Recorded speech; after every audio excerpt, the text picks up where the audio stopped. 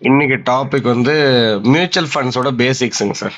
Okay sir. Okay. ஒருத்தர் வந்து beginner mutual fund இன்வெஸ்டரா இருந்தாருன்னா, மியூச்சுவல் ஃபண்ட் இன்வெஸ்ட்மெண்ட் பத்தி தெரிஞ்சுக்கிறதுக்கான ஒரு சில பேசிக் விஷயம் ஷேர் பண்றோம். Okay sir. ஓகே. அதுல வந்து ஃபர்ஸ்ட் யூனிட்ஸுங்க. ஓகே. ஏன்னா ஒரு புது ஸ்கீம் லான்ச் பண்ணும்போது பார்த்தீங்கன்னா நம்பர் ஆஃப் யூனிட்ஸ் அந்த என்ஏவி வந்து பார்த்தீங்கன்னா ₹10க்கு இருக்குங்க. Okay sir. ஆமா, பேசிக்கா. ஆமா, நெட் அசெட் வேல்யூ போட்டுட்டுங்க. அப்ப நிறைய பேர் ஆஸ் அ பிகினர் இன்வெஸ்டரோட தாட் ப்ராசஸ் எப்படி இருக்கும்னா, என்ஏவி வந்து கம்மியா விலையில இருக்குது இல்லைங்களா, அவங்களுக்கு வந்து ₹10ன்றது ரொம்ப சீப்பா இருக்கு, இந்த டைம்ல வாங்கிட்டோம்னா அது அப்ரிஷியேட் ஆகும்போது நல்ல ஒரு வேல்யூக்கு போகும் இல்லைங்களா, அதோட ப்ராஃபிட் பார்க்கலான்ற மாதிரி ஜென்ரல் கான்செப்ட் திங்கிங். ஆமா சார். ஆமா. ஆனா ரியாலிட்டியில பாத்தீங்கன்னா அப்படி கிடையாதுங்க. ஓகே. Okay sir. ஓகேங்களா, அதாவது இப்ப நம்ம வந்து என்எஃப்ஓல ₹10 வர என்ஏவியும் அதே டைம்ல வந்து நல்லா கன்சிஸ்டன்டா பெர்ஃபார்ம் பண்ற ஒரு லாங் டேர்ம்ல இருக்கிற ஃபண்டோட என்ஏவி பாத்தீங்கன்னா ரொம்ப பெரிய டிஃபரன்ஸா இருக்குங்க. ஓகேங்களா, என்ஏவியே நீங்க வந்து பாத்தீங்கன்னா ₹600 பார்க்கலாங்க, இல்ல ₹2000-3000 கூட என்ஏவி இருக்குங்க. ஆமா சார். ஆமா. ஓகேங்களா, அப்ப நம்ம என்ன புரிஞ்சுக்கணும்னா, என்ஏவினா நெட் அசெட் வேல்யூ. ஓகே. ஓகேங்களா, அந்த பர்டிகுலர் ஸ்கீம்ல அந்த யூனிட் ஹோல்டருக்கு ஒரு யூனிட்டோட பிரைஸ் அந்த வேல்யூனா அந்த அளவுக்கு வேல்யூக்கான அசெட் இருக்குங்க உள்ள, அந்த மதிப்புக்கான அசெட் இருக்கு. ஓகே. ₹10 உண்டான மதிப்பு தான் அந்த ஃபண்ட்ல இருக்கு. ஆமா, இந்த என்எஃப்ஓ ஃபண்ட் இல்லைங்க. Okay sir. ஓகேங்களா, இதுல ஒரு கிளாரிட்டி நம்ம கொடுக்க போறோம். ஆனா அந்த பிரீஃப் சொல்றேன், நான் ஆல்ரெடி கன்சிஸ்டன்டா பெர்ஃபார்ம் பண்றேன் ஒரு லாங் டேர்ம்ல இருக்கிற ஸ்கீமோட என்ஏவி எடுத்துட்டீங்கன்னா அது வந்து ₹1000 என்ஏவியா இருக்குதுன்னா அந்த ஒரு யூனிட் பிரைஸ் தானே என்ஏவி, ஒரு யூனிட்டோட வேல்யூ தானே ₹1000 இல்லைங்களா. அந்த ஒரு யூனிட்டுக்கு இருக்கிற ₹1000 மதிப்புக்கான சொத்து இருக்குதுங்க அதுல. ஓகே, அந்த ஃபண்ட் ஹவுஸ்க்கு இருக்கு. ஆமா, ஏன்னா அவங்களோட ஹோல்டிங் சொல்றேன், ஒரு அந்த ஃபண்ட் ஹவுஸ் வந்து ஹோல்டிங்ஸா வச்சிருப்பாங்க இல்லைங்களா, செக்யூரிட்டிஸா இருக்கலாம். ஓகேங்களா, அதுக்கு அந்த வேல்யூ, அதுக்கான ஆக்சுவல் மதிப்பு ஒரு யூனிட்டுக்கு ₹1000 இருக்குங்க. அதை புரிஞ்சுக்கணும் நம்ம. அப்ப நம்ம ஆஸ் எ இன்வெஸ்டரா என்ன பாக்குறோம்னா, என்ஏவி எது கம்மியா இருக்குன்னு பார்த்து செலக்ட் பண்ணக்கூடாதுங்க. ஓகே. ஓகே. ஓகேங்களா, ₹1000 வந்து ₹2000 ஆகிறதுக்கும் வாய்ப்பு இருக்குங்க. ஆனா நிறைய ஸ்கீம் என்எஃப்ஓல ₹10 போயிட்டுங்க ₹7 போயிட்டு ரெக்கவர் ஆகாம இருக்குதுங்க நிறைய. Okay sir. ஓகே. சரி, இன்னும் கொஞ்சம் டீப்பா நம்ம அண்டர்ஸ்டாண்ட் பண்ணிக்கிறதுக்குங்க, இப்போ ஒரு ஃபண்ட் ஹவுஸ் வந்து ₹10க்கு என்எஃப்ஓ போட்டாங்க இல்லைங்களா. ஆமா சார்.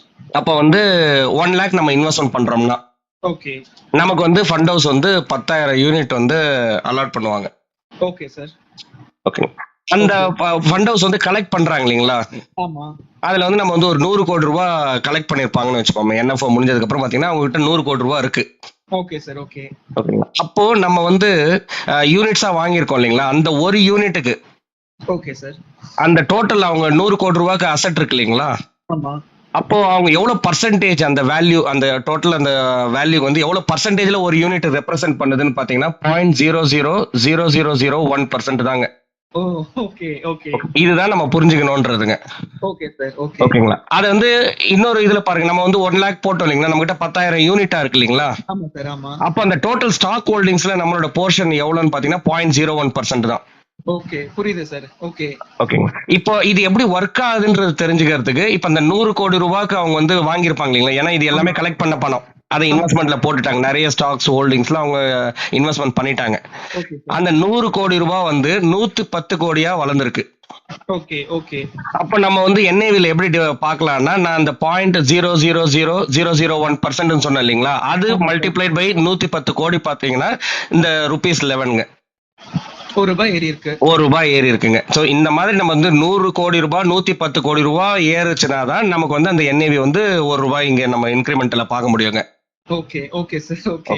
இதுதான் வந்து நம்ம நெட் அசெட் வேல்யூன்றது. என்ன புரிஞ்சுக்கணும்னா, இது டெய்லி பேசிஸ்லயே அதை டிக்ளேர் பண்ணிடுவாங்க அந்த ஃபண்ட் ஹவுஸுங்க. Okay sir. ஓகே. அதுக்கப்புறம் இந்த ₹10 ₹11 ஆகிறதுல இருந்து அது வந்து ஒரு ₹20 ஆகணுங்க, அதுக்கப்புறம் ₹50 ஆகணும், ₹100 ஆகணும். அப்பதான் அதோட பெர்ஃபார்மன்ஸ், அதுக்கான அசெட், அதுல நம்பர் ஆஃப் யூனிட்ஸ், அந்த பர்சன்டேஜ் சொன்னேன் இல்லைங்களா, எவ்வளவு பர்சன்டேஜ்ன்றது அது வந்து வேரி ஆயிட்டே வருங்க. Okay sir. Okay.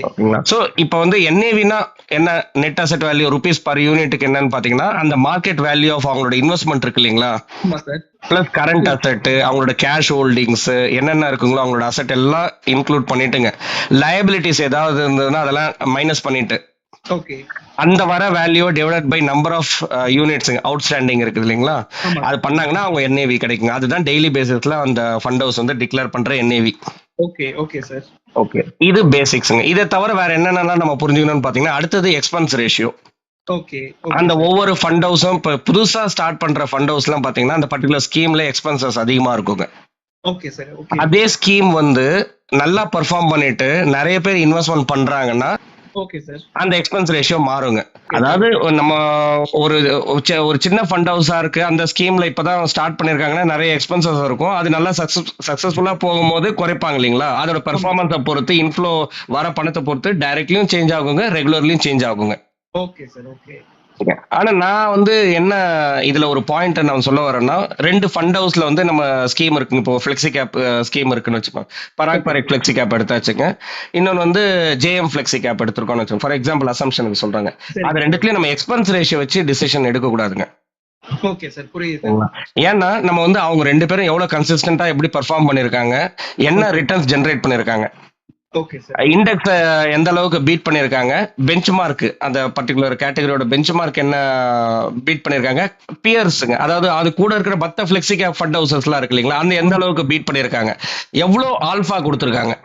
Okay sir. Okay. அது நம்ம வந்து லாஸ்ட் 2-3 வீடியோக்கு முன்னாடி பார்த்தோம் இல்லைங்களா, ஆமா. ஆல்பா பீட்டா அதாவது எந்த அளவுக்கு வாலட்டிலிட்டி இருக்கு, அதுல வந்து எந்த அளவுக்கு அந்த ஃபண்ட் மேனேஜர் வந்து ஆல்பா கொடுத்தாருங்க. அப்ப ஆல்பான்றது நமக்கு நெட் ரிட்டர்ன்ஸ் இல்லைங்களா, கையில கிடைக்கிறது. ஆமா இப்போ சார். அவங்க எக்ஸ்பென்ஸ் ரேஷியோ ஒரு வேலை அதிகமா இருந்தாலும் ஓகே. நமக்கு கையில கிடைக்கிற நெட் ரிட்டர்ன்ஸ் வந்து அதிகமா இருந்துச்சுன்னா, இது வந்து நம்ம பார்க்க வேண்டிய அவசியம் இல்லை இல்லைங்களா?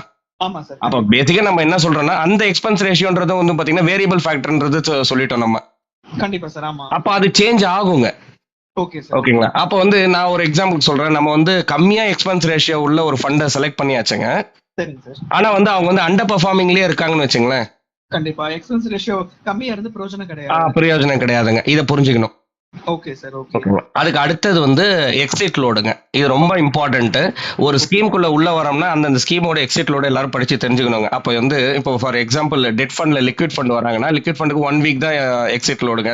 1 வீக்குக்கு அப்புறம் நீங்க வெளியேறினீங்கன்னா அதுக்கு எந்த ஒரு எக்ஸிட் லோடும் கிடையாது. அதே மாதிரி ஈக்விட்டி ஸ்கீமுக்குன்னா நார்மலா மேக்ஸிமம் பாத்தீங்கன்னா 1 இயர் வச்சிருப்பாங்க. ஓகே.